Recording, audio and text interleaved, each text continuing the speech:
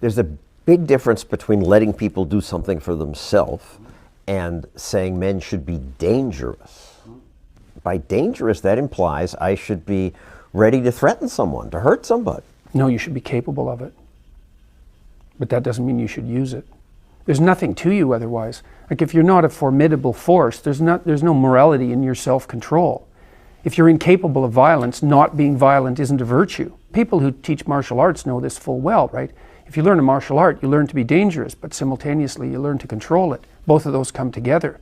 And the combination of that capacity for danger and the capacity for control is what brings about the virtue. Otherwise you confuse weakness with moral virtue. I'm harmless, therefore I'm good. It's like, no, that isn't how it works. That isn't how it works at all.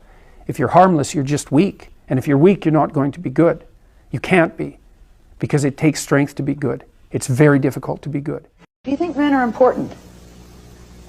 Like for what?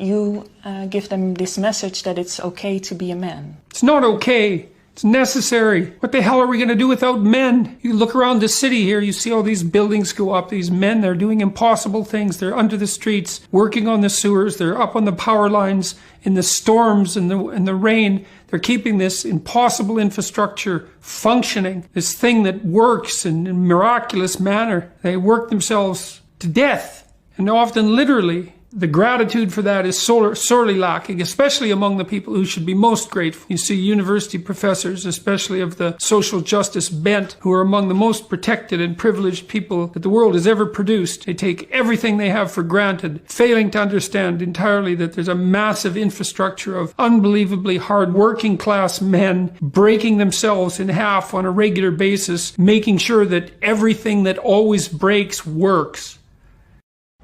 When I see this, I can't help but think of the Jordan Peterson quote about what would we do without men? And that's so true.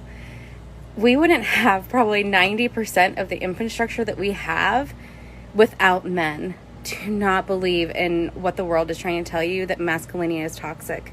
Masculinity is absolutely necessary.